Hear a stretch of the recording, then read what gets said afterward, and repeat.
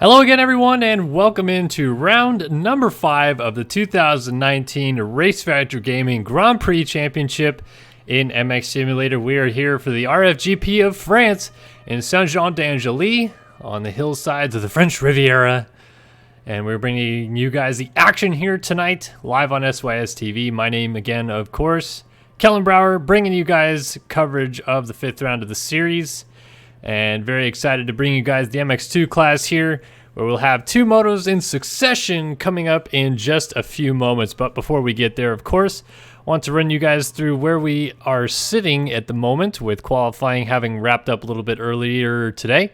Isaiah Dickerson comes in with the top time on a 149.210 over Walter Gebhardt, his championship contender, on a 149.593. Devin Ryan also right out behind them in the 150s, 150.4. Hubbard on a 150.8. Mills on a 150.9. And everybody else is 151 on back. Looks like we're going to have about 27 guys lining up here tonight in the 250 class. And we'll see how they are able to fare amongst each other. As a reminder, where we are sitting championship-wise after the first 4 rounds of the season. Of course, we had a Gueda in Portugal last week, and Isaiah Dickerson currently tops the standings 6 points ahead of Walter Gebhardt. Of course, he got there by winning the second moto last week to tie Gebhardt on points. And here they are sitting still 6 points apart from each other. A lot left to play, though, obviously, with 6 rounds still remaining in the series. That begins here tonight. We're going to crest the halfway point of the series right now and see where these guys go from there. Everybody behind them still searching to get up onto the box further, maybe pick up their first career win. Gonzalez, Gatlin, Moxie all right there in the mix as well, kind of disputing over that 3rd place position. And everybody else on back still pretty close together in their own little individual battles, but I think it's going to be the top 2 that you see on our screen here that will separate from everybody else as we move into the second half of the season. We're going to see what they can do tonight on this lovely racetrack here in France, Saint-Jean-d'Angely. Pretty tight technical circuit, a lot of ups and downs. Fast start straight away into a tight right-hand corner up a hill. And I'll take you guys around that track if I can in just a second, although we may actually be loading in already for our warm-up lap here to begin race number 1. So these guys are going to get lined up, I believe. Set to go, and we'll be off and running in no time here at the RFGP of France. Again, you can see the track in front of you. A little bit of a change from the last time this was raced as a Grand Prix back in 2013 in the game. No longer does it turn at the bottom of the hill down by the finish line jump and go back up the hill to the top and come back down. It actually goes all the way around, then comes off the top and comes down in the middle section. We'll see those drop down hills actually be more tricky for the guys here tonight as they hit the braking bumps and those develop. We'll also see the ruts get deeper. Again, those of you that may be new to Race Factor Gaming Grand Prix competition or MX Simulator racing within the last couple of years, Erode is now part of the game. That has been around for about 2 years now, where the track actually develops as each passing lap goes on by.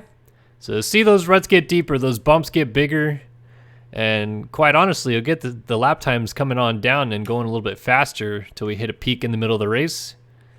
But it definitely creates an interesting dynamic where the track is never the same lap after lap, and it's caught a few guys out already this year in some of the racing action we've covered. And we'll see whether or not tonight it will do the same. What is up? Jack Gatlin hanging out in chat. Healthy Iceberg also here. He's cheering for the USA. And KTM Johns, or Jonesy. You're going to have to tell me how to pronounce your name, buddy. You're always here, so I got to give you some credit. But 814 up in here saying, "What's up, Kellen?" Mate, just streaming some GPs for y'all. Having a lovely time doing so on this Monday night. Hope you guys had a great weekend. We're back in action here in Saint-Jean-d'Angely. And of course, if you like the GP circuit, you want to stick around and watch some more racing later on this week, we're going to have the WW Ranch National, the Florida National, coming up on Wednesday night. You can catch that same time, same place right here, either on twitch.tv/StartYourSystemsTV, or you can head over to startyoursystems.com/live and check it out through there. Both applications will have that stream, and you guys can see us streaming that WW Ranch race on Wednesday. So we're going to get this parade lap underway. Off and running. And I am going to mosey through the field and pick us a versus PC one to watch. Let's see who is a good man to keep an eye on in this one. Ooh, Reno Brennan on the 125 might be a good pick. Always like picking someone that actually has the right skins and numbers and etc. on. Let's see if I can find someone that looks interesting. I like Jacob Hubbard here though. He's actually got like a actual legit setup here. Hubbard usually likes to do the funny stuff. We've seen him use a dog, a whale, a couple other things. But I like this setup here out of the Hub Master. He's riding for Brotopia tonight on the 42 machine, and he will be our versus PC one to watch here in this first race. Here's your points leader, Isaiah Dickerson, as he circulates the racetrack.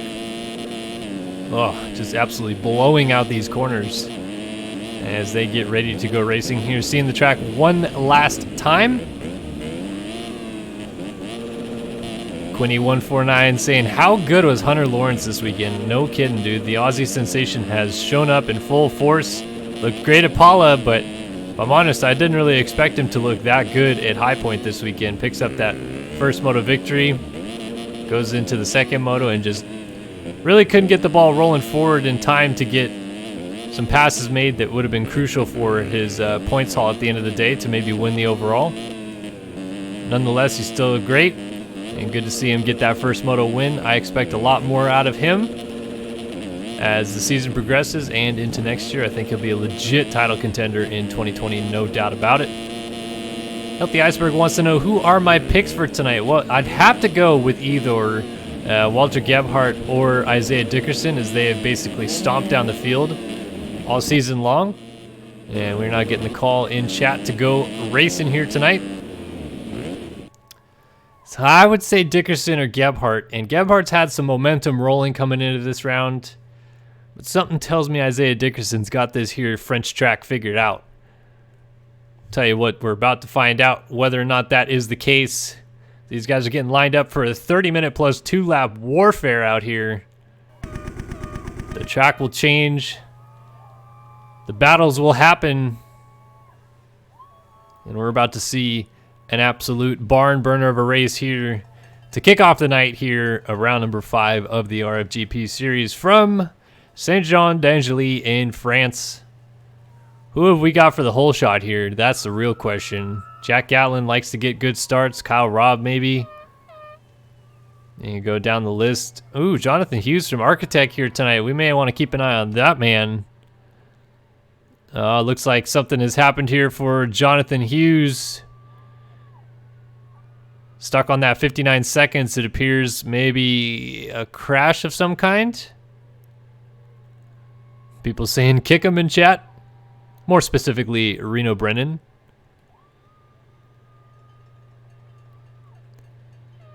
Gonna restart for Kellen. Okay. All right. Sounds good to me. Oh, for Hughes. Oh, nope. We're gonna restart for Hughes. Not for Kellen. Kellen is here. We don't need to restart for him.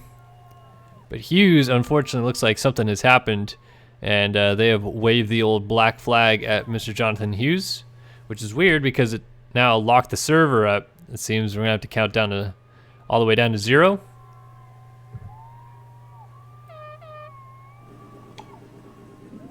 Ah, there we are. So these guys all loaded on the gate. Interestingly enough, it seems like some riders have not chosen their gate, as almost everybody's lined up pretty far outside. Maybe they're going to try to get the sweep in into that first corner. You can see Kyle Robb on Hunter Porch's bike way out there on the 99.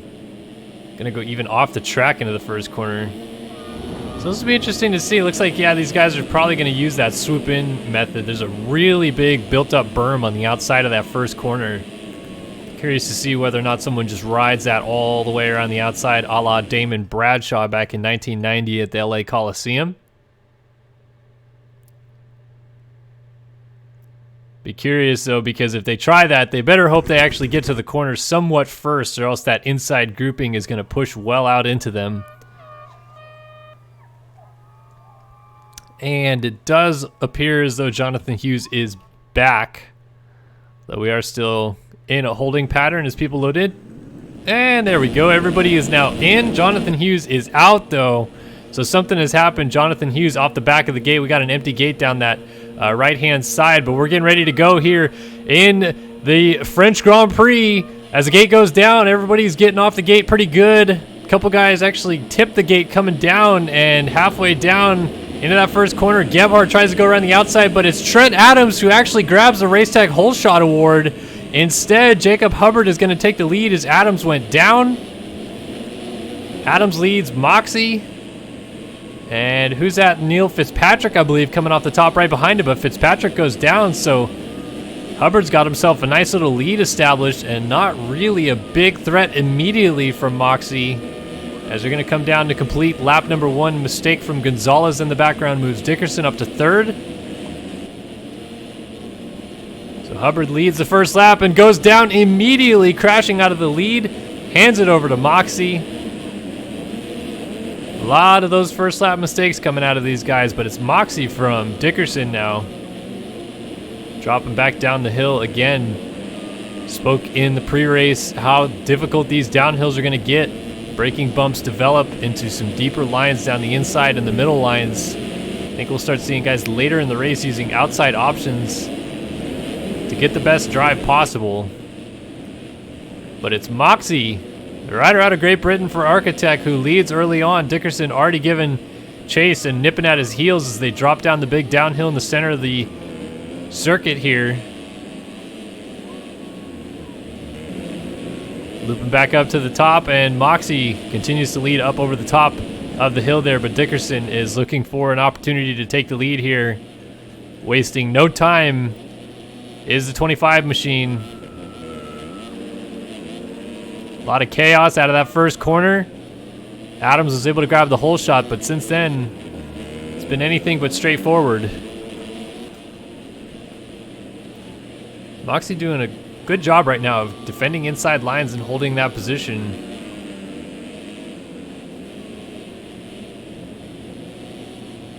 Up to the top of the circuit. And dropping back down right here. See Dickerson really searching for some different lines, but I don't know if it's actually helping that much. Seems like the optimal lines are the ones that Moxie is running out front, and he will check in as a new lap leader here on to lap number 3. Hubbard leads the first one, immediately crashes, hands it over to Moxie, and he has taken a hold of it ever since. Dickerson still giving chase. And they have opened up a sizable gap already over 3rd, 4th, and 5th, who continue to battle behind them. Dickerson taking a slight peek down the inside. Nothing doing, and Moxie able to squeak back away a little bit.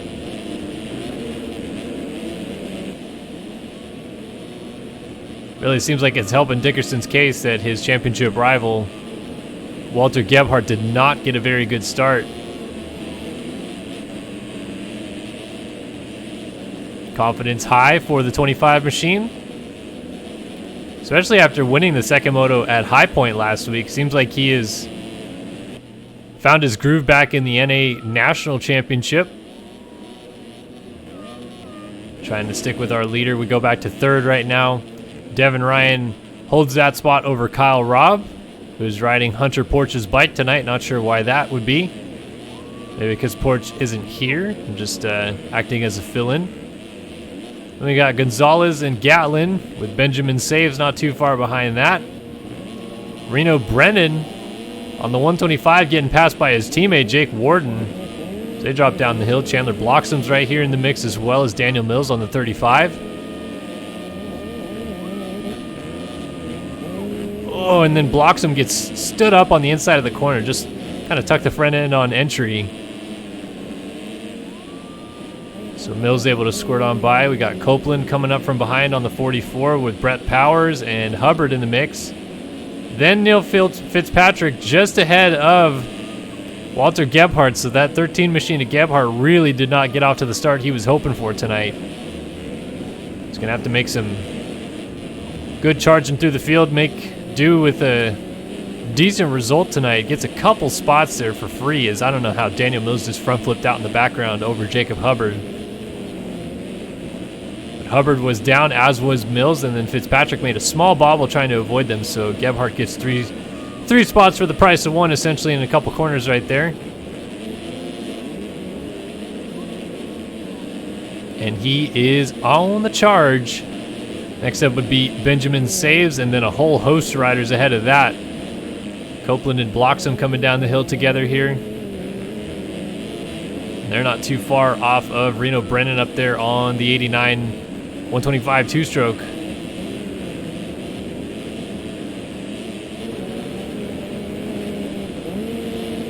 Bloxham loses drive out of the inside. Copeland might have a move around the outside up to the top of the hill.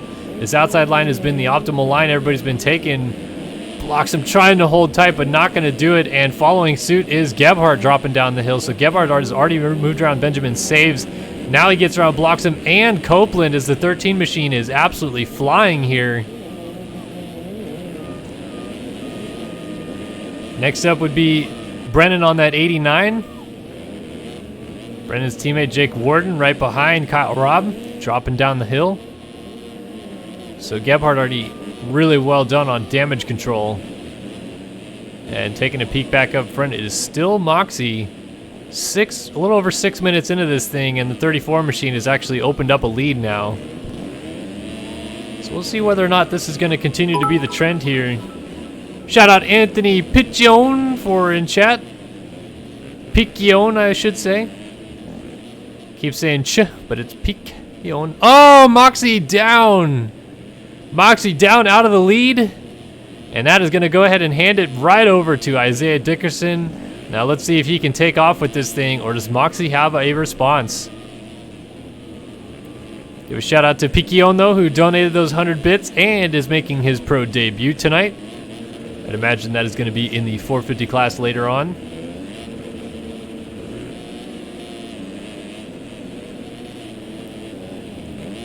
So Moxie's lost some ground to Dickerson after that crash, and Gonzalez is going to go ahead and try to move in on Moxie.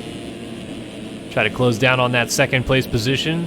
It's been an up and down year for the 53 machine. Not so good in Supercross as he would lightly put it, I would say. But outdoors he has come back to form. Put in a good couple of rides already this year. Now sits in a solid third place position early on in this race. Trying to convert on a podium opportunity here. Good start definitely helps his case here. And he made the move on Devin Ryan a few laps ago, as it seems the 15 machine may have made a mistake and has lost ground.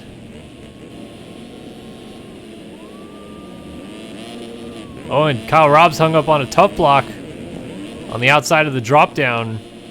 He is just ahead of Gebhardt now, who I believe just actually passed Jack Gatlin, who was going down at the end of that roller section. So Gebhardt all the way up to 6th. Taking a look at his lap times, 51.3. We go back to our leaders, 50.6 out of Dickerson. And Gonzalez has gone up to 2nd, so Moxie has lost that position. He did a 51.2, so he was going pretty fast with the lead. Now it's becoming a bit of a moot point as it's unraveled very quickly.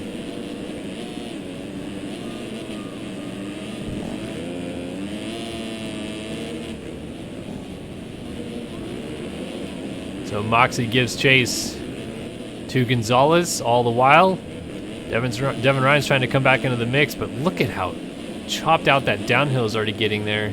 Let's go on board with Walter Gebhardt. Just take a look at the track development already. He's going to go off the track and lose that 6th place position. No, saves it and gets back on still in 5th. This is the downhill I was talking about, though. Only 9 minutes in. Look at how rough it's getting right here at the bottom. You can see, oh, big holes on entry. You see guys starting to tiptoe a little bit more coming into these corners. Even this corner has a couple big ones on entry.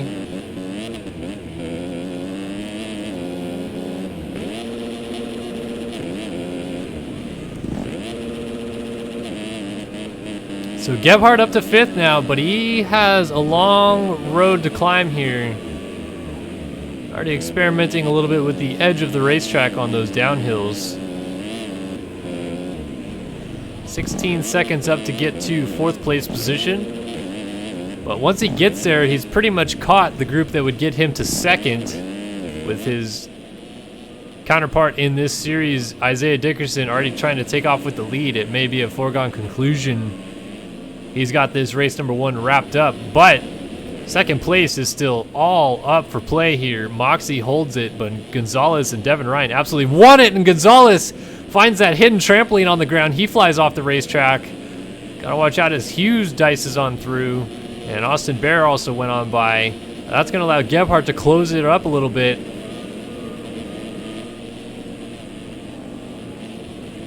Again, talking about the track development, that was really just a case of bigger bumps and sections that he wasn't expecting them to be, it seems. Landed in a pocket, and it just absolutely sent him to the moon. Up and over the bars, and loses that third place position he had occupied.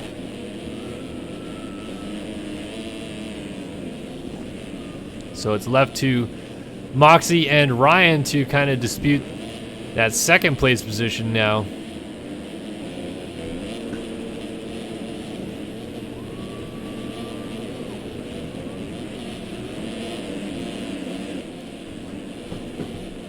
Dropping down the hill, Moxie. A lot like Gebhardt, already looking for some smoother lines. Goes to the far left-hand side of the track on the downhill. Take a peek back and find ourselves a battle here. Gatlin trying to hold tight amongst Jake Warden. Oh, and Daniel Mills going up and over on the downhill. So Gatlin and Warden both move on by, but they have continued their battle. Oh my goodness, look at how big that kicker on the downhill is getting. Warden might have an angle here on a pass. They're going to go side by side up the hill. It's a drag race into this versus PC double jump. They throw a little dualies action. Let's see if Warden can make this inside work. No, not quite.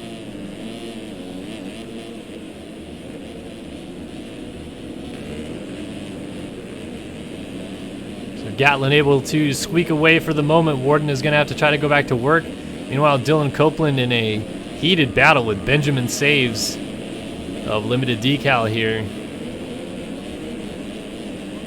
Throw back to old Tyler Hayes days. Tyler Hayes, key component to the Limited Decal fam.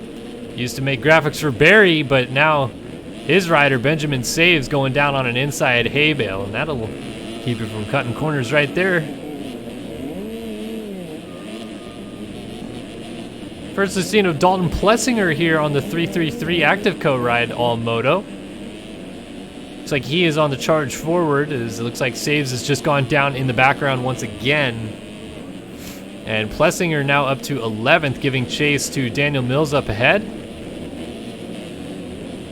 Dylan Copeland just ahead of his teammate. So all these guys pretty evenly spread out. Oh, we got Kyle Robb hitting the deck. Connor Wells on the 203 runs him over trying to avoid him, but Robb just caught him in time as he was going down on the downhill. And I'll tell you what, folks, that choppy downhill on this far end of the circuit just past the finish line jump is really starting to eat some people up. Look at you, see, I have to really get on the brakes right there for Gatlin, trying to find a smoother line down the hill. Let's see if Warden has got something picked out here. Oh, he just goes right through it, just trudges down it. It's like hitting a large whoop section on braking.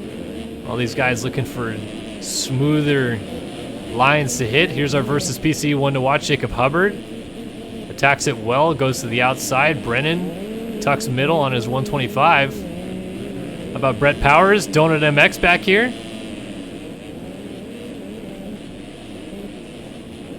Whoa, Jonathan Alexander gets hung up and Benjamin Saves, puts him down. So Alexander was right in the mix, but not anymore. And he also lost a spot to Neil Fitzpatrick, but Fitzpatrick ends up going down as well. So Luke Sullivan might have an opportunity to close it down. All these guys are actually pretty close together. It's really only once you get to our leaders that you see big gaps opened up. Dickerson to Moxie. Still hovering around that 12 to 13 second range. Moxie, a little mistake right there.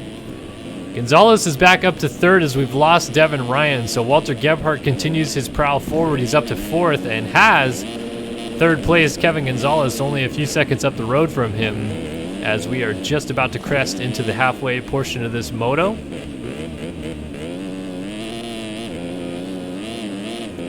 was curious to see just where these guys are going to start going to avoid the big stuff. Gebhardt seems like he's still just kind of attacking it, not finessing the track as much.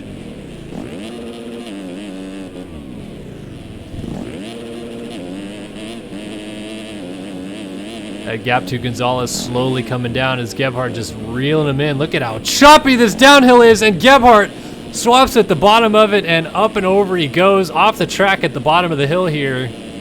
Will he lose a spot to his teammate Kyle Robb? He will not.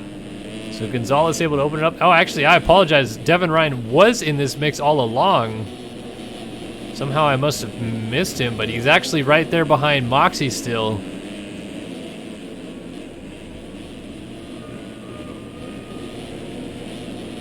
So what happened? Did Devin Ryan lag out or something? Oh, Moxie's down, and he takes Devin Ryan with him.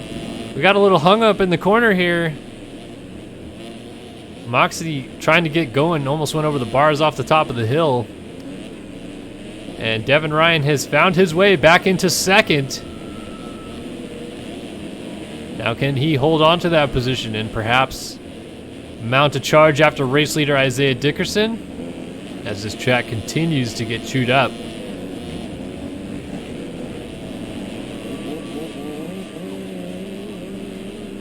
Ryan almost nailed that uphill triple. Nice line there. See what he opts to do on this real tricky downhill. He charges the outside and then gets stopped on a dime coming down the hill right there. Moxie swinging all the way to the outside. It's a real big kicker on this downhill too, but Moxie's going far outside of that to avoid it.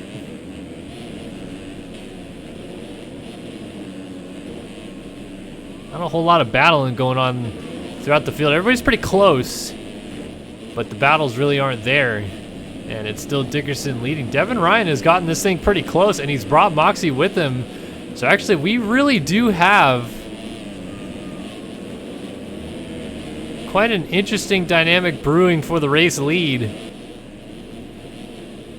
Ryan and Moxie catching Dickerson suddenly. Oh, Ryan, little mistake at the bottom of the hill. And Dickerson was down, and he goes down again. Devin Ryan gets into him. And Devin Ryan has taken over the race lead. So Dickerson blew the corner at the bottom of the hill, and upon re-entry, hits Devin Ryan. Ryan puts him down on the ground. Moxie goes through as well. Dickerson's going to get up in third. And now Walter Gebhardt is up to fourth. So Gonzalez has made another mistake, and suddenly what looked like a pretty foregone race victory for Isaiah Dickerson is anything but.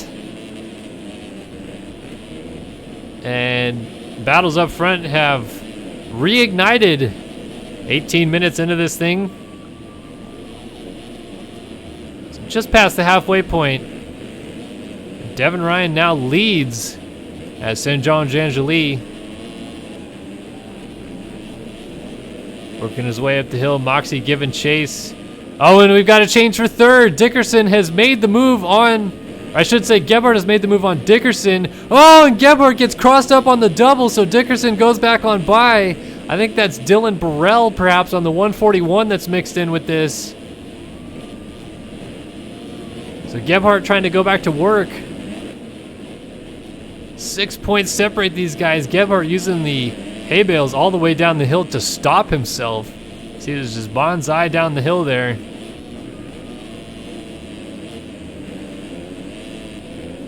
Now he's really got fire in his belly to go after points leader Isaiah Dickerson.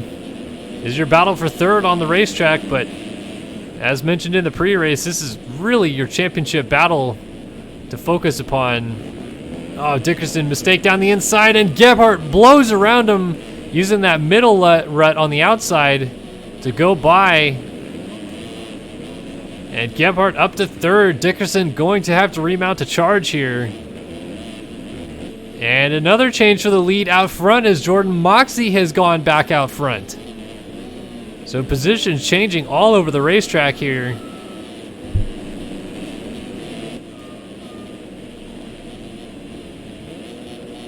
Oh, Moxie, a little kick. These guys look like they are starting to really struggle with the boundaries of the racetrack as well. They're trying to find anything that could be smooth.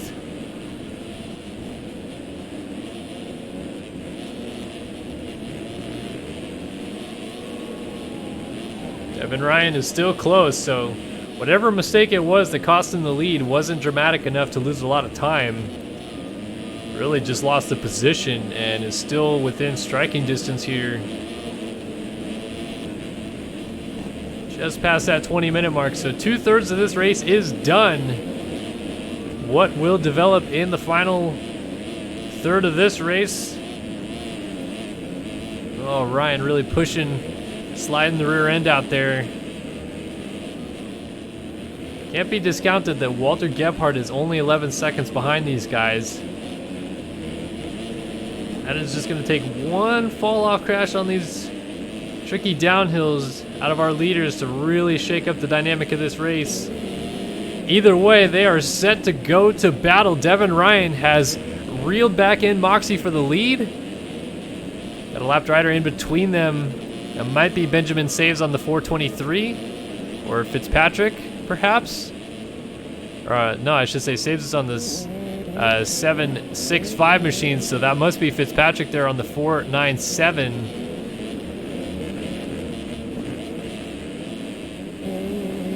Devin Ryan trying to work through some lap traffic here.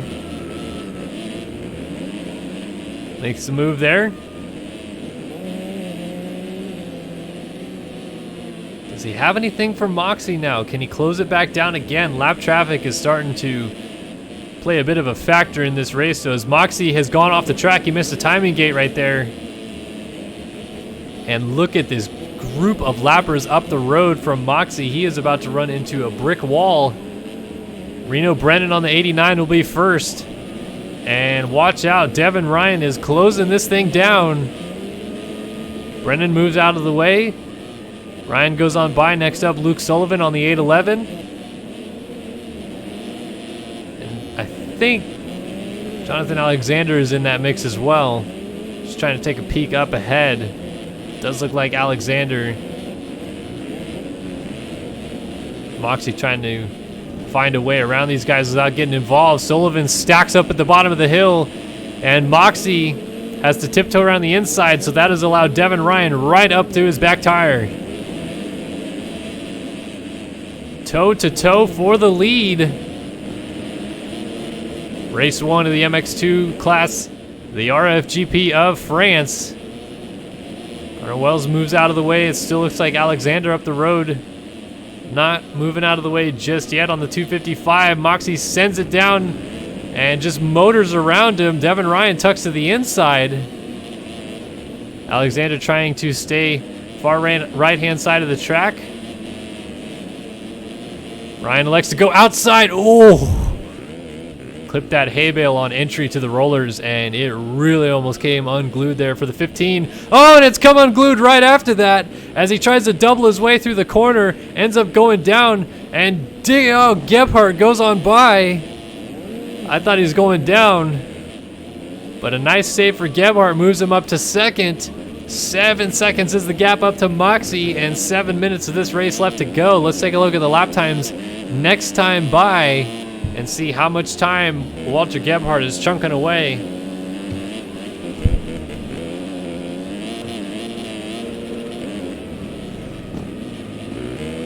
Well, that's not going to help at all right there, going off the track.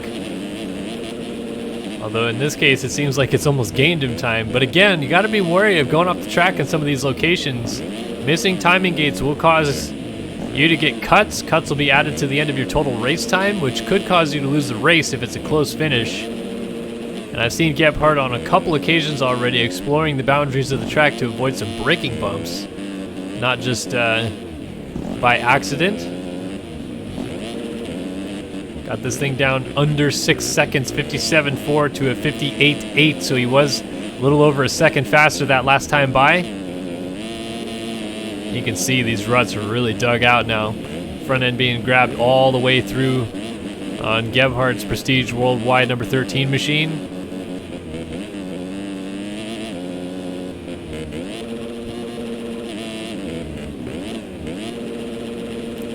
So to the top of the hill and dropping down out of the middle. 4.4 seconds is the gap.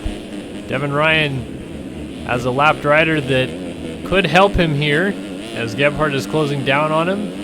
It appears like it may be Brett Powers on the 85 machine.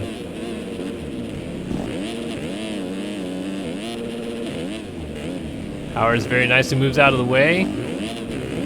And Jonathan Hughes now on the 134 as that gap continues to come down. Walter Gebhardt really putting the pressure on. Oh my goodness, almost through the front door. Dropping down the hill by the mechanics area now.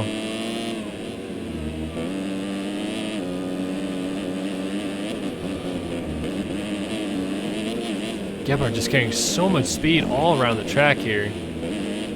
Doubles his way through there. He is really tightening this thing up in a hurry. Down under 2 seconds. To the top of the hill. Looks like that may have been Dalton Plessinger moving out of the way. 53.8 to a 58.1. Almost 5 whole seconds that last lap. Over 4 seconds in a lap. And this is tightened up in an absolute frenzy here.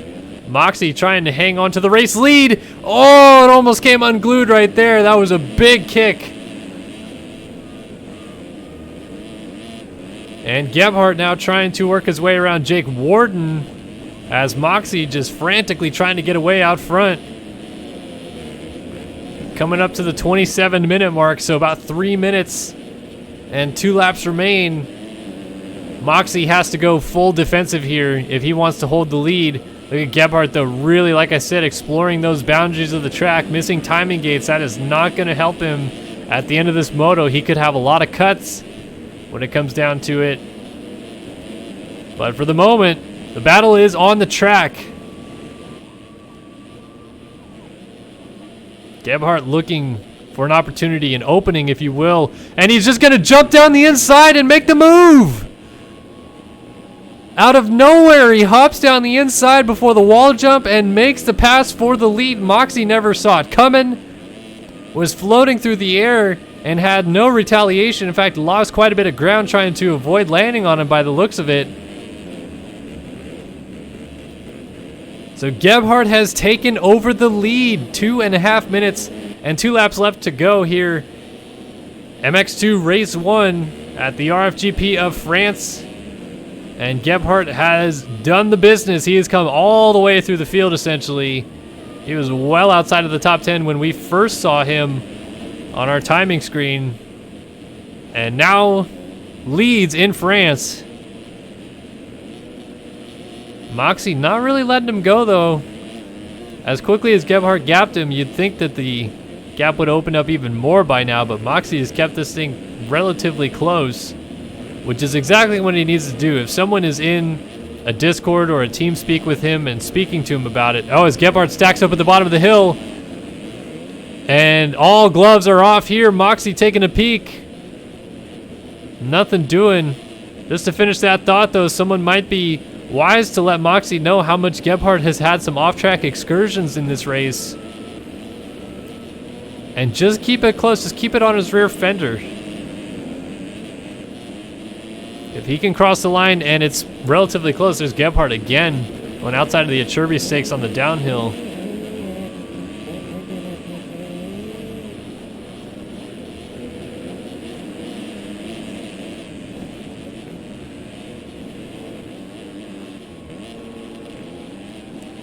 See if Moxie picks up on that line. Gebhardt used to pass him. No, he's just going to settle in. But Gebhardt has gone down! Gebhardt down with the lead!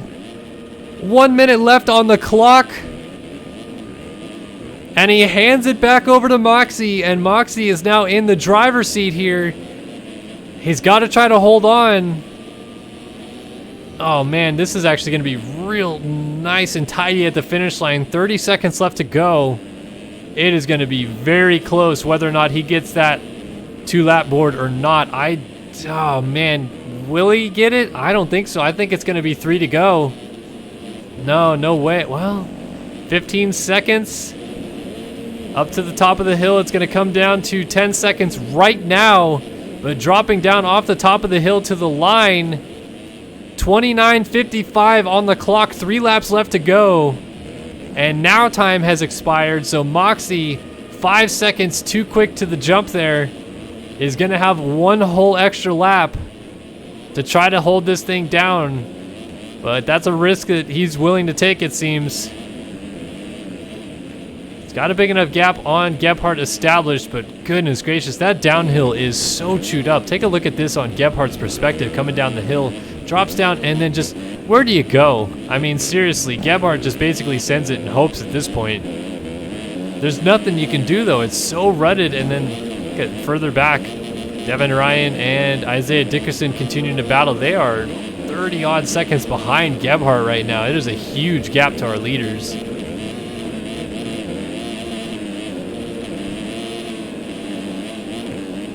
Let's actually watch this from Dickerson's perspective, what it's like to follow down this downhill, because it's probably not the funnest experience either. Let's see what Dickerson's electing to do. I think he's staying far left. Look, he's even using those hay bales to help him get slowed down for the corner. It's a very steep downhill. You can't really tell, I think, by the cameras here how hard you have to brake on that downhill is. Devin Ryan got a pretty nasty little kick right there.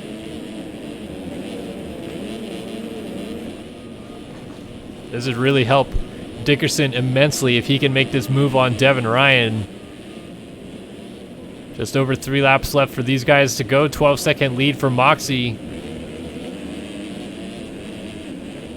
Dickerson rails the corner, puts the power down. Ryan trying to defend here. Oh, look at Dickerson's inside move. What a pass, Isaiah Dickerson. Devin Ryan was trying to defend. Oh, and then Dickerson does the exact same thing that caught out Walter Gebhardt, and it's going to cost him that 3rd place spot. He slowly gets back up. Not sure what's going on right here with the 25 machine. He's just sitting on the track. Controller broke. Controller gone. Unbelievable developments right here is what the word is from Isaiah Dickerson. Jumped into the corner. Not sure whether or not it was him smashing his controller out of frustration that caused the break. Let's see where he was, though. He was P5 on lap 17, 3 to go. Will he still get points? Probably not. Well, probably not. I don't know. That's going to be nip and tuck right there with where those guys are. Wow, that is huge. Just as Dickerson was going and actually had made the move for 3rd, suddenly his controller is broken. Ah, what a tough break. Oh, and Moxie's gone down with the lead. Gebhardt goes back by. And Walter Gebhardt has now taken the lead back.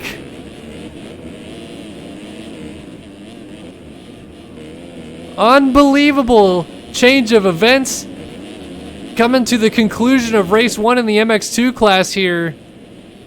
And suddenly we're looking at a situation where maybe no points in this one for Dickerson and the full lot for Walter Gebhardt. If he can hang on and win this thing, Moxie, oh, he's got to be gutted right now. Had a win in the bag. It was coming down the times, but he still had a lot of time left to work with Gebhardt. And of course, as the white flag is going to wave this time by, anything could still happen. Gebhardt not out of the water yet, especially with as technical as this track has been. He's got to keep it nice and tidy all the way here, or else it could come unglued in a hurry. Dropping down the hill. Look at this section's been real tough for everybody, but Gebhardt able to make it through, trying to get the power down, losing grip up the hill. Moxie a lot smoother through there. Again, Moxie just gets this thing close. It could come down to cuts. We've seen Gebhardt make some mistakes. But now Moxie going off the track, that's not going to help his case whatsoever. Gebhardt also made a pretty big mistake, casing that double at the top of the hill.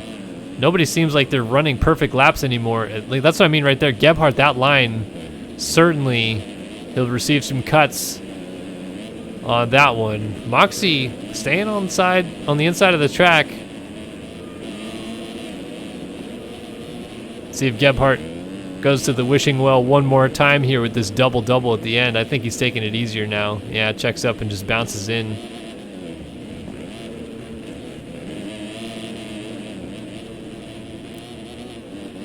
So he's going to come on down by the mechanics area. He's going to have his Prestige Worldwide team hanging off here. Waving the towel. We got someone flying off the hill in the background. It looked like Jonathan Hughes, and then Jack Gatlin almost coming into your living room off the left side of your screen. Everybody crashed in here. Can't imagine that there's going to be many people happy after this race. We'll see how it develops. One way or another, Walter Gebhardt has essentially completed his charge through the field here with a brilliant ride and gets Moxie late. A gift or not, he'll take it. Walter Gebhardt wins race 1 here at the MXGP of France. Jordan Moxie will cross the line in second. Devin Ryan has third. I mean, locked up is understatement, although I guess his controller could break. He's got 46 seconds ahead of him and 42 seconds behind him. There's not much more alone than that on this type of a racetrack. Kevin Gonzalez dropping down in front of our versus PC one to watch. Jacob Hubbard, who is a lap down. Kyle Robb is in 5th, ahead of Jack Gatlin, so he's not done battling yet. And this is all for the money right here, because Gatlin doesn't have to check up anymore to try to hold on to his 6th place position. 7th has been lapped, so he can kind of throw caution to the wind here. I wonder if Kyle Robb knows that. Gatlin has lost some time though, so looks like it's not really gonna come to blows here.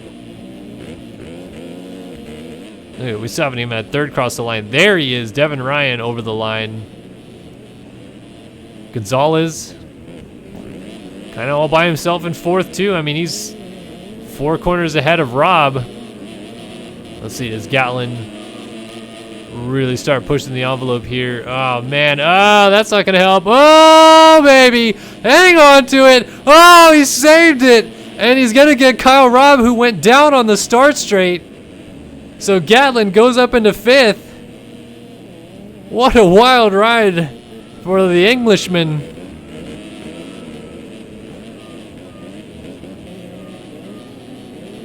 Incredible action as Gatlin able to corral his Rockstar Husqvarna coming down the hill, and he's going to be rewarded with 5th.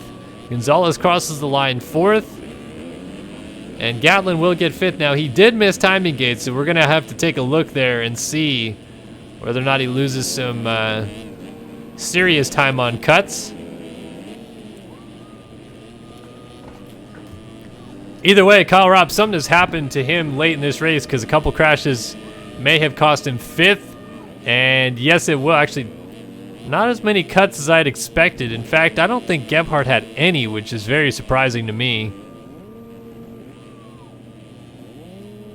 And let's see, did Gatlin have any? He had 1.29 seconds of cuts. So really not that many cuts to go around. 948 Austin Bear had 5.23 seconds of cuts. But yeah, that was quite the save right there out of Jack Gatlin. So Gebhardt has collected the victory here in race number 1. He's having a little bit of a chit chat here with Jonathan Alexander, maybe saying, "Hey dude, where were those lines at that you're gonna let me by?" And Jonathan Alexander's saying, "Nah man, we're gonna go to blows." Just having a friendly little nudge off here, it seems. Well, I'm just waiting for a mate, as I said. No hands being thrown yet, but you can tell this is getting heated. This is not going to end pretty, as they say. So we'll come back to that in a moment. Currently serving our 5-minute break, and let's see. Update from chat is. Dylan Copeland said Isaiah threw his controller because he's in his head. Interesting development there. Gebhardt, or I should say Dickerson, by the way, unofficially ended up 22nd in that moto. So, yeah, that one's a bit of a bummer to see how that one developed. Oh, and Gebhardt now has ejected Jonathan Alexander from the server, it seems. His ghost remains, but clearly while we were away, he threw some hands and knocked out Mr. Alexander because he's no longer in the server. So we've got a 5-minute break. Of course, always like opening up the discussion to our chat room. Let us know. If you guys have any questions, comments, or concerns you want answered, be happy to chit-chat with you guys for a little bit while we're on our intermission.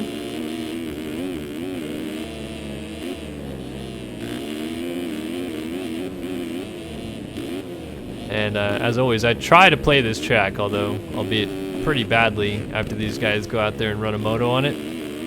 This track is pretty dang chewed up.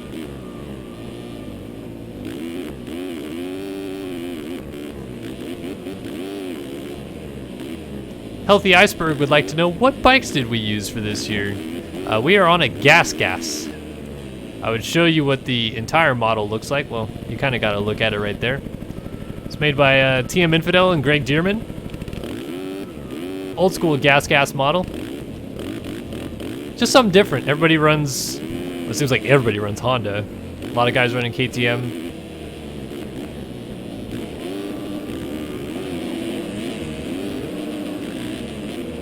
Alright, I want to see how nasty this downhill is. I'm going to try to hit that middle line that they're hitting at the beginning of the race. Oh, no way. Oh, man, that one's brutal.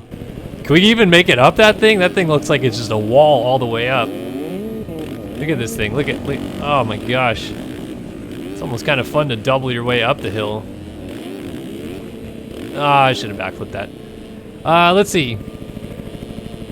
What color underwear? I don't know. I think they're just black.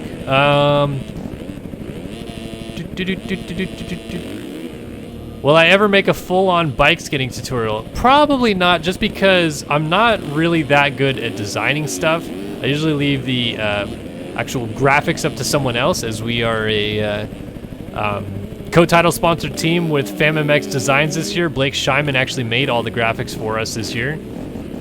Oof, gosh.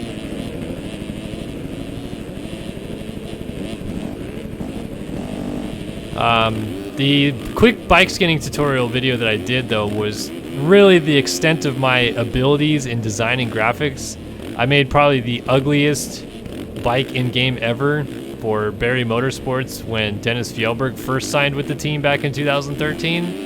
It was ugly, and I unfortunately left Dennis to ride that bike when he won his world title back in 2013. And yeah, I regret that there's a lot of photos of him winning the world title on that bike because it was nasty.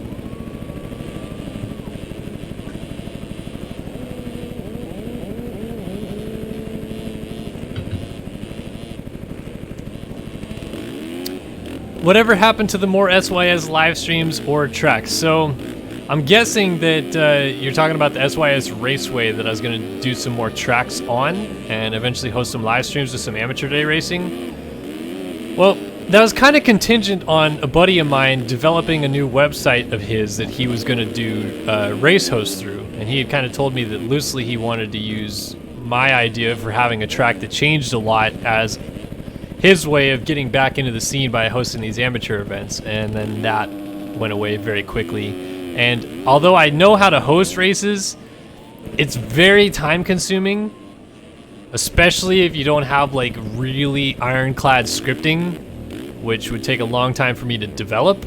And yeah, I'm already so swamped as it is. I want to get down and do that stuff, but it's such a time consuming thing. I will eventually, though, in the off season, probably do a track building live stream again, because I wanted to make a Supercross track. I've never built a Supercross track on a live stream, so that'll be the next project.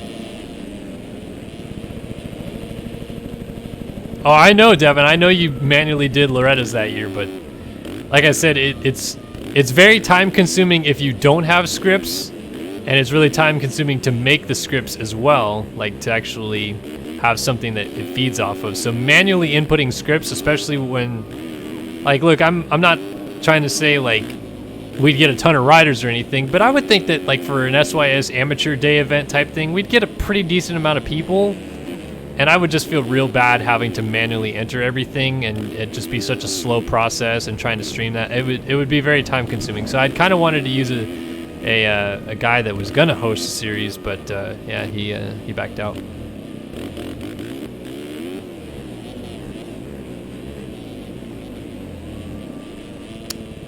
Boop-a-doop-a-doo.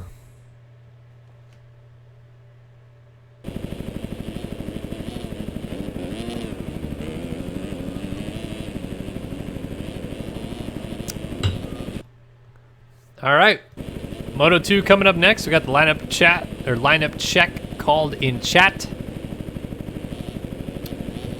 and we're gonna see what these guys are able to do in race number 2.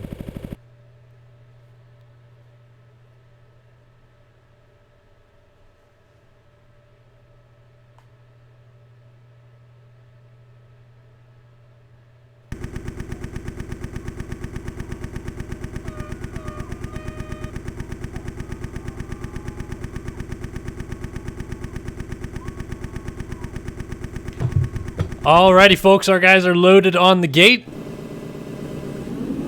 Beer of choice tonight is 805.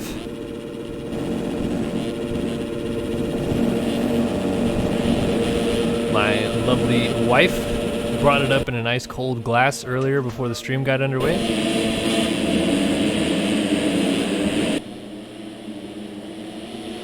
I was actually talking to my wife not that long ago. She had an idea that she actually wanted to do. I was really surprised that she wanted to do it, but I just talk about time consumption. She wanted to do like pit reporting for this every now and then, not every race, but like throw it down to her and she'd give us a scoop about something, kind of like Will Christian does for the outdoors, or Lisa Leyland does for MXGP. I was like, that would be really, really cool and funny for sure, but I mean, first of all, she'd need to actually get a scoop about something and not just kind of blindly talk about something. I don't know, like she'd have to be like, oh, spoke with Jack Gatlin here earlier today, and he says his setup is absolutely knackered, and he's gone back to the books and drawing board on what's wrong with it and all this stuff, but something tells me she would not hop on Discord and talk to these people. I don't know. Maybe.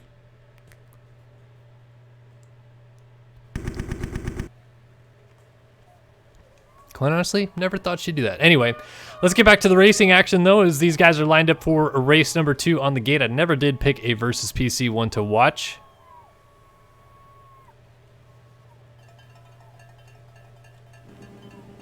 Let's see. I'm gonna pick... let's go Rasmus Eriksson of the TM Factory Racing Ride. I almost picked him in the first one, so I'll pick him in the second one. All right, folks, let's see who's it going to be. Who's going to win the GP? Today in France, Dickerson, fresh off of the controller disconnect, hits the gate off the start here. And into turn number 1, it is going to be Jonathan Hughes, whole shot. Gatlin, though, right on by him. So Hughes did pick up that Race Tech Whole Shot Award, but Gatlin right to the front. They hop down the hill together. Gatlin off the track right there. Oh, someone just got punted at the bottom of the hill. That was not Dickerson, was it? Who's off the track there? Hughes was down. Hughes off the track. And Gatlin will lead across the line to complete lap number 1. Dickerson buried down in 16th. By the looks of it. Oh, and Gatlin goes off the track. Devin Ryan's going to go to the front. Oh, man, that re-entry from Gatlin. And Gonzalez might actually be a sitting duck here. Oh, I thought he was going to lose a spot. Instead, Trent Adams got stacked up on Gatlin's rear tire and went down. And these guys are like, holy cannolis, this track is fresher than lettuce straight off of the farmlands. No ruts and or bumps on it anyways. These guys get a fresh reset of the track every moto. And Gatlin, despite losing the lead, looks like he does not want to fold over to Devin Ryan just yet.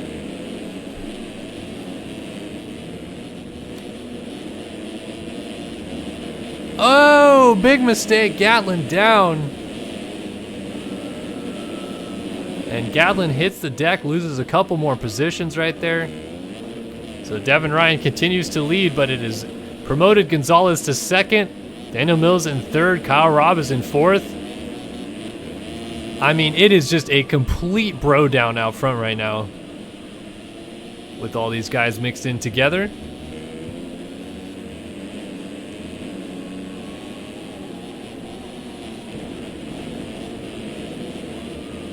Devin Ryan looked really solid in that first race, was able to pick up a third, and as they run right now, he's actually in a really good position to claim the overall with some of our front runners from that first race a little further back.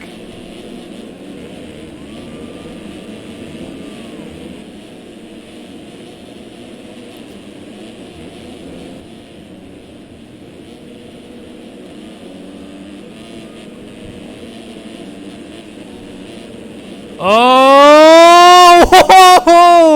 Devin Ryan hucks the uphill triple, and that was doomed to fail from the start. I don't know how he saved that one. Wow. That was going over the bars for at least an hour or two right there. That was insane. Whoop. My apologies.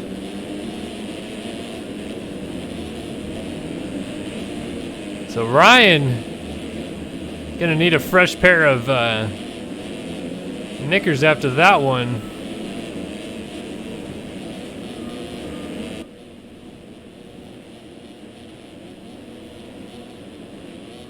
And Gonzalez has been able to close up right on him now. Well, I'm almost certain right now Devin Ryan has still got his heart somewhere down around his feet.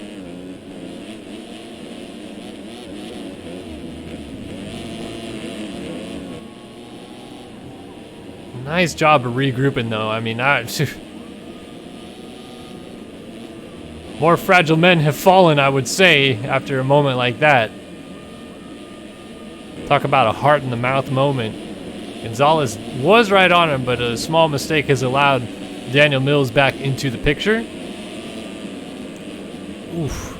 Mills got a kick on the downhill as well. Moxie giving chase. Take a peek back here. We got Isaiah Dickerson coming through. No sign yet. Walter Gebhardt. Not a good start this time for your Moto number 1 winner.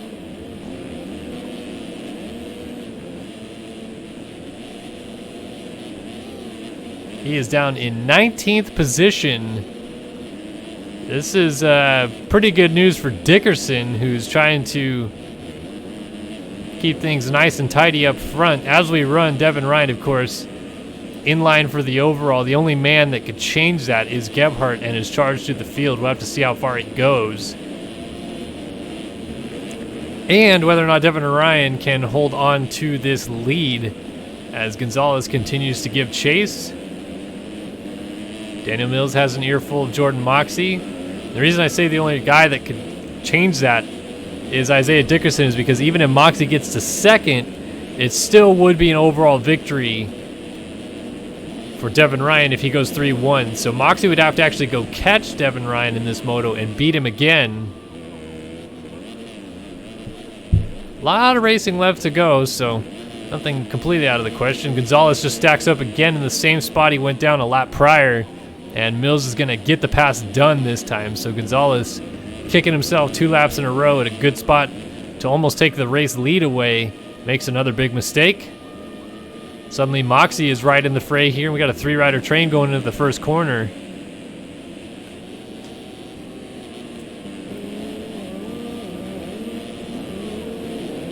Different line options. And 3 different line options off the top too. Middle, inside, and outside. Mills tucking inside. Moxie went middle. Gonzalez outside. All seem to play out fairly evenly.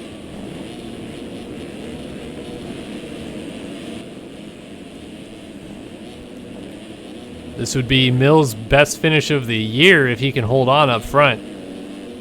Has yet to find the podium. Has a 35 machine. Gebhardt down in 20th now, so it is really not working whatsoever. Moxie has gone down, by the way, on the uphill triple. That's a tough spot to go down as he tries to get going again. So Dickerson was able to sleuth on by. Here's Hubbard and Gatlin going toe-to-toe. Gatlin with the big send up the inside. Yard sale cleanup on aisle 7. Gatlin losing several positions. Look at all these guys going through. So a failed attempt at a pass has resulted in 6 lost positions right there.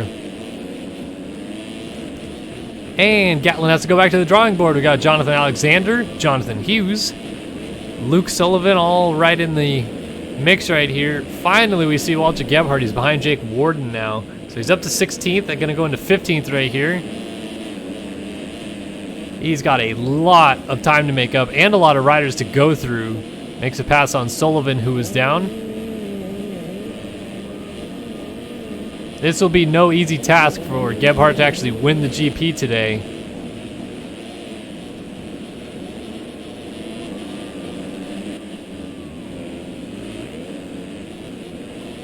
Oh.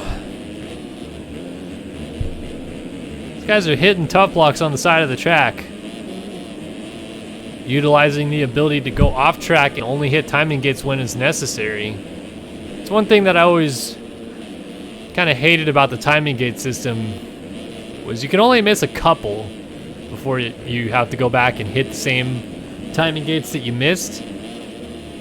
So guys take advantage of that, then look at where the timing gates are and purposely kind of go off track sometimes or cut sections or what have you where they know there isn't a timing gate, so they don't have to worry about it. They're not cutting anything. As we saw Gebhardt off the track down that downhill all the time in that first race, got 0 cuts.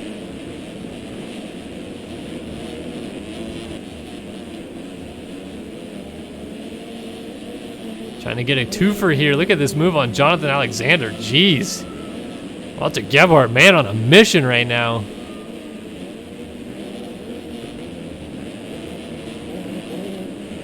That is going to move him up into 12th, and he lays down a 151 flat to boot. He's got to go get Gatland and Copeland up ahead. Carter Hutcherson is up here with Dalton Plessinger. Jacob Hubbard holding down P5 by himself. We got Moxie in a strong 4th. Gonzalez is 3rd, and Dickerson has clawed his way up to 2nd. Gonna go after Devin Ryan now, and that is where we could see a potential switch overall. Well, no, actually, Moxie would still need to beat Devin Ryan.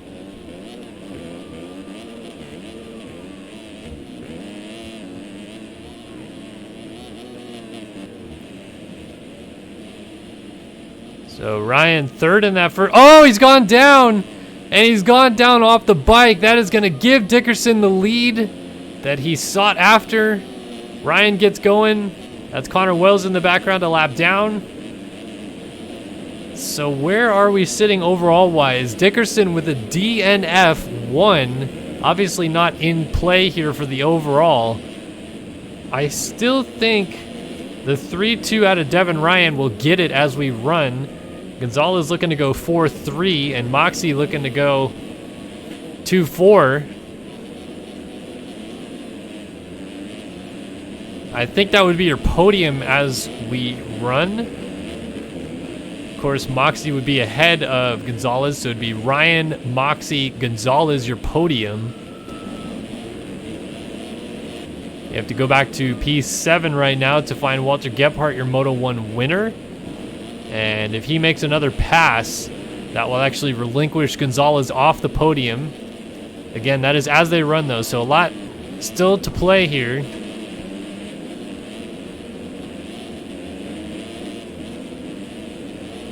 What's crazy is the gaps that have already been established here. Plessinger pretty close ahead. and then Daniel Mills, but then a big gap up to Hubbard. Moxie not too far in front of that, then Gonzalez. Ryan pretty far up the road, and Dickerson way up the road from where we got Walter Gebhardt coming through. He is coming up at the top of the hill on the far end of the circuit as our race leader drops down by the start line. And he's actually 8th is Gebhardt, so you need to get a couple passes to knock off Gonzalez from the podium.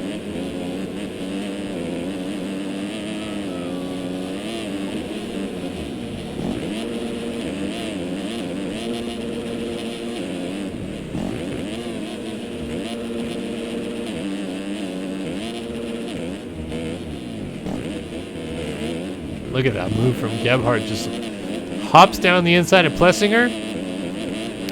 Makes it look way easier than it really is, folks. I promise you, it's not that easy to just hop double down the inside, land in a rut, and just rail it like it's no tomorrow.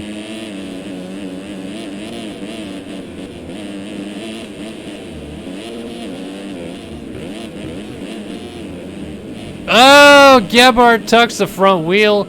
That's what happens when you push the envelope a little too much. And switcheroo, buckaroo, Dalton Plessinger has gone back through into 7th. He's chasing down Daniel Mills. Hubbard all alone in 5th, trying to run down Moxie. Gonzalez and Dickerson. So Devin Ryan still in the catbird seat to win this overall Grand Prix. Even looks that way if Dickerson were to get around him. Now, where it comes into play is if Devin Ryan drifts back to 2nd and Walter Gebhardt is able to get up to 5th, Gebhardt suddenly has more points than him on the day, and that would switch the overall scores once again. So Devin Ryan, behoove him to try to hold off Dickerson as long as he can, maybe take this thing down to the line to take a victory, because it'll solidify that overall if he does. Got to kind of work with Dickerson here. Instead of working against each other, trying to battle for the lead, they can open up a big gap. They guarantee themselves 1st and 2nd, and it's just down to the 2 of them to battle it out for the win. It's not how it ever seems to work in sim, though. 2 guys going at it. Same spot, same time, and Devin Ryan goes down again, literally in the exact same spot he lost the lead 2 laps ago. That has been his kryptonite, and I'll notice he's going inside on that drop down. Maybe next time by we see if he changes up his race line. A little something different. And suddenly Jacob Hubbard has closed this thing down on Jordan Moxie too. So Moxie, who's desperately close to winning this overall, now falling into the clutches a bit of Jacob Hubbard.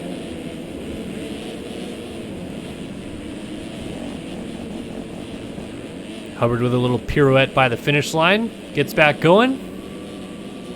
Crosses a little further down than he once was. And here is Gebhardt now chasing down Daniel Mills. Again, as they run, Gebhardt, all he needs to do is get into 5th. And I say all he needs to do, but Hubbard is only about, let's see, from him, about 9 seconds up the road. That is the overall victory if he can get there. And with half the moto left to go, I mean, it's certainly within the realm of possibilities here, as he's going to slide down the inside. Daniel Mills, make that move. Chandler blocks him off the track right there, going a lap down.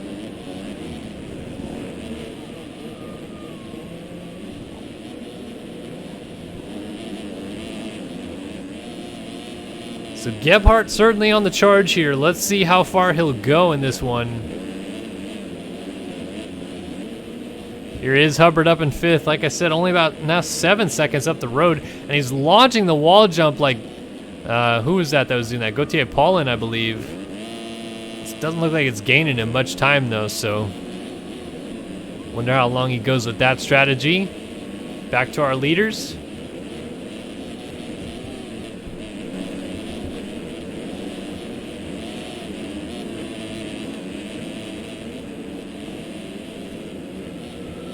Dickerson makes a couple mistakes out front, but he's got a good lead working. Devin Ryan still holds down second. Let's go ahead and do a top. We'll do a top 20 rundown. Dickerson just went down with the lead, but he's still up there. Oh, this top 20 rundown is going to be brought to you by. Let's see. This week it'll be brought to you by. We'll just say Versus PC again, because we love giving them all the reps and support that they deserve. Supporting this series, helping out, doing a lot of awesome stuff. And they bring you this top 20 rundown. Isaiah Dickerson, MV Films, continues to lead on that 25 machine. A DNF in the first moto, not what he wanted, but trying to get back to business. Devin Ryan down out of second. He will hold on to that position. The active co-rider still sitting there in second, trying to pick up an overall victory. Kevin Gonzalez now comes through in third. He was fourth in the first moto, so third, obviously one step better, but fortunately, the way the cards have been dealt, he may end up off the podium today, if you can believe that. Going 4-3. Little mistake right there. Here comes Moxie, but Moxie slings it around for the Architect number 34 machine. Trying to get back going. Here's Jacob Hubbard for Britopia. Still launching the wall jump. Still looking smooth doing it too on the number 42 ride. Walter Gebhardt, Moto number 1 winner, back here in 6th for Prestige Worldwide. The number 13 rider trying to take over the championship lead today. All likelihood he's going to do that, but he also wants to win the GP. So he's got to make one more pass, and that is his for the taking. Daniel Mills holding down 7th for Tagger Designs on the 35. 8th is the 333 of Dalton Plessinger for Active Co. 9th, Dylan Copeland for Tagger Designs on the 44. And rounding out your top 10 right now is Trent Adams, number 323 rider for DX3. Able to pick up the whole shot in the first race, but not do much with it. Only able to bring it home in 18th. So a turnaround moto in the second one, ends up 10th. See how far he can take it. Neil Fitzpatrick on the 497 Proline Designs ride. Holds down 11th. 12th for Carter Hutcherson for Moto Mecca. 13th is Jake Warden on the 59 Wild Side Designs ride. Got 15th Jack Gatlin for Rockstar Husqvarna Racing. 16th is Jonathan Alexander on the 255 to Rock Co. But he's going to go down and hand over that 16th spot, or I should say 15th spot, to Dylan Burrell for Odyssey MX on the 141. Alexander gets going 16th. 17th is the 125 machine of Reno Brennan of Wildside Designs. The number 89 machine has just been eating roost all day long and probably shifting a lot more than these guys as he gets passed by Luke Sullivan on the 811. Transmotor rider continues his fight towards those top 10 positions. Here's Brett Powers. Donut MX holds down, what is this, P18 we're back to now? 19, I should say. So Powers on, is he running the number 40 now? He is. He used to be running the number 85 with 40 on the jersey. Now he's just going 40. I dig it. And finally, our final points paying position is also our Versus PC one to watch, Rasmus Eriksson. TM Factory Racing rider on the 214, the rider out of Sweden. Picking up a lone point in this moto, but it's still better than nothing after putting in 20 minutes of racing thus far. He's continuing to try to march towards positions further up the road. And we'll see whether or not he gets there by the end of the race. That has been a top 20 rundown brought to you by Versus PC. Dickerson leading this thing by 35 seconds. Devin Ryan back here trying to get around Jonathan Hughes. And Hughes, oh man, Jonathan Hughes taking down Devin Ryan. And that is going to allow Gonzalez to go on through. Curious what's going on right now. A lot of people starting to complain in the server and in chat. Gonzalez just went down. Here comes Jordan Moxie trying to get up here though. Moxie laying it over on the tabletop. Gonna make the pass right there on Kevin Gonzalez, and he's gonna try to get Devin Ryan. Devin Ryan's gone down. I didn't see whether or not that was foul play once again from Hughes or not. It's only a game. Why you have to be mad? And now Hughes has finally been black flagged. By the way, Logan Wren 302 dropping in, subscribing for his second month. Thanks, dude. Really appreciate it.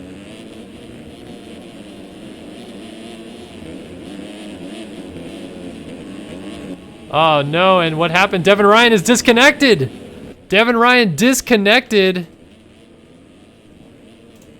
So just went from potentially winning this overall victory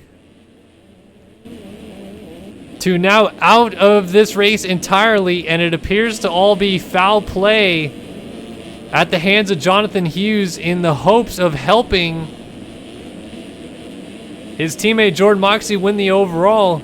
The unfortunate part for Hughes is he's probably going to serve a season-long ban for this, and it's not going to matter anyway because Moxie is getting caught by Walter Gebhardt, who won the first moto. And with Dickerson leading this moto, Gebhardt making this move right here on Gonzalez. Oh, it's not going to happen just yet.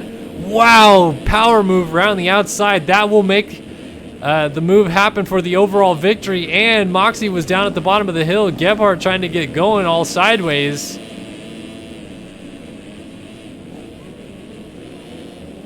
So Gebhardt now well in position to win the overall, but not without a little bit of drama. We've got black flags being waved at Jonathan Hughes, who apparently, it seems, has waited up multiple times to take out Devin Ryan, who at one point was leading this race, dropped back to second, then was not too far off your leader, Isaiah Dickerson. Suddenly, he was over 40 seconds behind Dickerson, and when we went on to him on the camera, he was just trying to get around Jonathan Hughes still. Hughes took him down again. Devin Ryan tried to get going, crashed again, and at that point, rage quit out of the moto. There is a absolute yelling fest going on in chat right now. Cohenauer seems contrite by it, but a lot of people saying he should have been in the server sooner. Either way, what it's done is allow Walter Gebhardt to for sure win this overall. Whether or not he would have done it on merit alone leaves to be desired. And unfortunately, Devin Ryan may have called it a night early, maybe even a season early here in this GP season. And I'll tell you what, I don't know if I blame him after what just happened right there.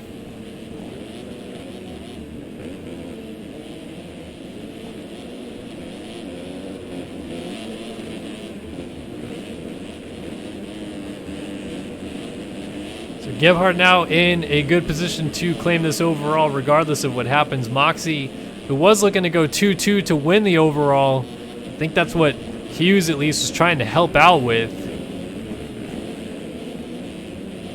In the end, it's not going to matter. Really, the only way that it will matter, which Moxie going down isn't going to help the case, but it would be if Gonzalez could go past Gebhardt and then Moxie could go past them both. Ooh, and then, wow, Gebhardt. I mean, he had to see that one coming for about a country mile. Chandler Bloxham was struggling with that downhill all the way down, as are most riders.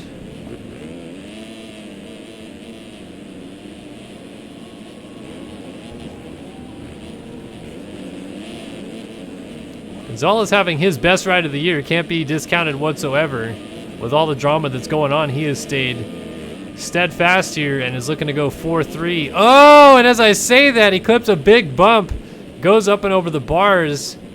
Will Moxie get there in time? No, it sounds like Gonzalez is getting going up over the top of the hill. Moxie almost a big mistake there. So what's at stake right now is kind of some overall flipping potentially. Gonzalez has third pretty much locked up with 4-3, and Moxie on 2-4 has second. I'm just waiting for mate. As I said. But these guys going back and forth could flip some podiums around a little bit.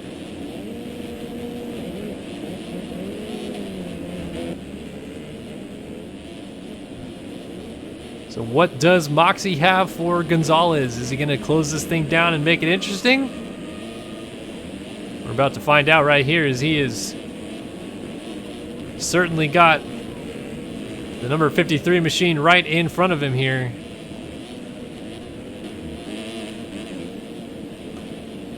Oh, split lines. Moxie trying to go outside. We got a rider down. That was Dylan Burrell by the looks of it. Moxie taking a peek down the inside to the top of the hill and slinging it back down around. Does Moxie have an inside option here as Gonzalez trying to hop down the hill to the outside? Wow. Oh, and then got a kick.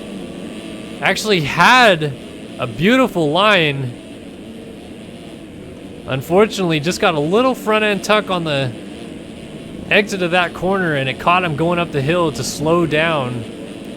Now he's going to try to go back after Jonathan, or Jordan Moxie, I should say. So this battle is not over. By the way, Wilski, my man Will Whiteley, becoming an SYS VIP member for another month, his second month. Glad to have him here. I appreciate you, dude. Thanks so much for subscribing. You the man. By the way, in that exchange at the bottom of the hill, Gonzalez did go back by Moxie, so this really isn't changing overalls whatsoever. This is still Moxie going to get second overall, and Gonzalez still going to get third overall no matter what direction they finish in at this point. However, this could come down to bragging rights between these two. And what a fabulous battle they're having with each other as well. Ooh, Moxie lays it into the corner. Then Gonzalez has a really big moment. He's able to save it. Moxie has a peek down the inside. They're going to go almost bar to bar off the top of the hill there. And now Moxie taking a line back down the inside. Wow, actually makes that work. Haven't seen many people go there all moto. To the top of the hill. Oh, Gonzalez lays it down. So Gonzalez off the bike, Moxie slides on through. And Moxie now up into third. Oh, Gebhardt, ooh, what a save. Getting the old huckabuckaroonies on that downhill. By the way, give a shout out to Thug's Life in chat, because Scooty sent him here, and if Scooty sent you here, then the best man in the world has sent you to join my stream. Welcome, my dear friend. Ooh, Gebhardt's gone down right here. This might allow Moxie to close this thing down. Again, still is not going to matter. Ooh, Gebhardt down again. And he's stuck on the face of the jump here. Oh, Brett Powers. So here comes Gonzalez, and this is where it would really change things up. Brett Powers flipping down the hill. Gonzalez! Over the top of him goes down. Brett Powers wreaking some havoc out here. No fault of his own, though. Just a small crash at the top of the hill, and man, this just invokes some chaos right there. So Gonzalez was just about to make the move on Gebhardt, and what that would have done is actually flipped the overall in the favor of Moxie. A 2-2 beats a 1-4.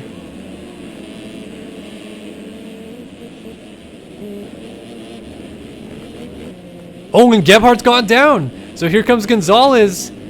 He's not going to be very, well, he's going to get pretty close here. He's not going to make the pass, but it is going to be a lot closer than it was. Oh, and he's bringing Daniel Mills with him. So it's becoming, oh, and look at that. Gebhardt goes down again. What is going on? Donut MX, Brett Powers is back here. What? I'm not sure what's happening at this point. Did he get together with Gebhardt again, or like what is happening? Look, he's blocking the line from Gebhardt. Goes off the track there. I don't think that this is purposeful on any level, but that was a very weird dynamic that he ended up right in the mix with those guys again. Either way, we have a swap for the overalls. Dickerson, DNF in the first moto, broken controller caused the DNF. So he's not going to win the overall. Moxie, who finished second in the first moto, sits second right now. He is in line for it if he stays there, because Gonzalez and Daniel Mills are still ahead of Walter Gebhardt. And Gebhardt has to get through 2 guys to win this overall. Look at it, there's the move right there on Mills, so Mills making a mistake. And now Gebhardt has 1 man left to pass, but he's got a long ways to go. And Donut MX is still in front of him. Donut trying to stay, I think, out of the way down the inside there. Very nicely done. So it appears that was just unintentional contact. But you never know with Sims. Sometimes things all kick off in one night. We saw the Hughes situation a moment ago. And this right here, folks, is going to be the gap right now. Gonzalez. Oh, and Gebhardt's down again! The 13 machine off the bike. He has crashed 5 times in 2 laps. And this is going to cost him the overall victory today. Unbelievable. So I guess you could say Jonathan Hughes' attempts at messing around with Devin Ryan worked, because it's going to help Moxie get, I'm not going to say it will get, but it's helping a little bit get Moxie this overall victory. So his teammate playing a part today. Kind of curious to see how this all plays out on the forums and such afterwards. Of course, we're going into the MXGP class right after this. Who am I kidding? The forums? Nobody ever posts on the forums anymore. It's like, all this is just Discord beef anymore. And it's impossible to track, because by the time I get around to seeing it, it's 876 messages deep. So we don't get the good public beef anymore. It's all behind the scenes beef. They're slow roasting it back there.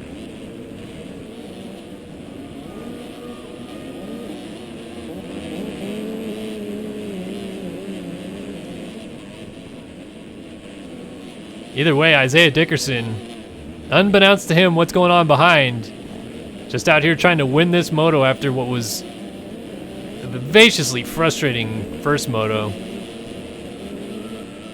White flag waves.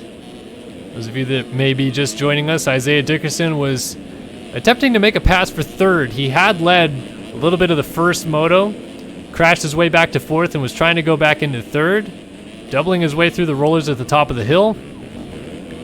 Made a small mistake, went down, gets up sideways in the track, doesn't move for a long time. We're wondering what's going on, and this crash is not going to affect him, as he's still going to get up over 25 seconds out front. We're wondering what's going on, I took a quick peek in chat. All it said was controller broke, and then Isaiah disconnected from the server.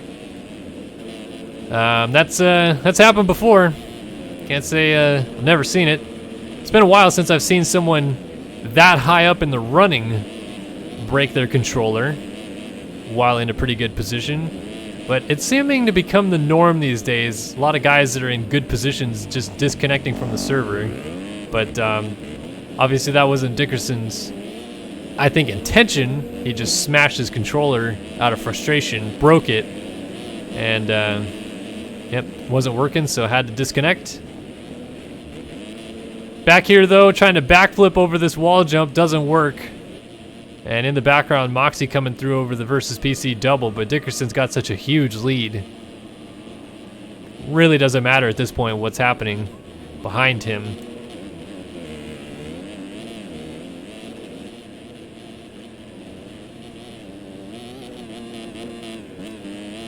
So he's going to bring it down the start straight one more time. Mechanics hanging off the pit wall, saying, thanks for breaking the bike first, Moto, but guess it all doesn't matter at the end of the day when you pick up a win for the team. Up and down year for Dickerson. Another crash. This is becoming a bit of an issue. Although he is still so far out in front, it's kind of ridiculous. It is going to be a huge victory for Dickerson's confidence because he is going to have to claw his way back up in this championship fight now. Enter the night 6 points up on Gebhardt. He's going to leave well behind now. But Moto2 belongs to Isaiah Dickerson as he crosses the finish line. Takes the dub. And awaiting for this man, the first overall GP victory of his career. And the Race Factor Gaming Grand Prix of France goes to the number 34 of Jordan Moxey. 2-2 scores on the day. Oh, actually, no it doesn't. Walter Gebhardt made the move on Gonzalez, and he's gone up into third. Where did that come from? What happened to Kevin Gonzalez? What? What just happened? Where? A 2:09 last lap for Gonzalez. A 1:53 for Gebhardt. What just happened? So Moxie thought he had it won, I think. All the while, Gebhardt, we weren't watching it. We were watching Dickerson circulate that last lap. It's only a game. Why you have Wow, apologies for the miscall there, but your overall winner will be Gebhardt, I should say. 1-3 does beat a 2-2 by 1 point. Copeland's going to come around and cross the line 6th. 7th will be Jacob Hubbard. And 8th will be Dalton Plessinger, last guy on the lead lap. See, is Grimy asking in chat, think Gonzalez gave it to him. You know, not a bad point there. I don't believe...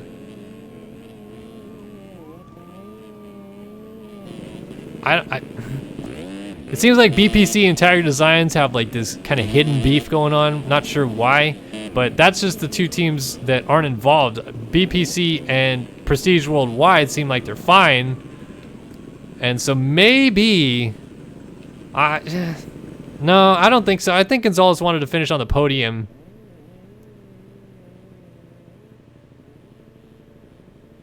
So, yeah, I don't know.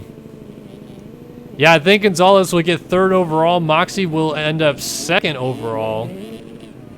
Gonzalez will go 4-4 for 3rd. Dickerson will go DNF 1 for like 7th probably. So Gonzalez ends up on the box.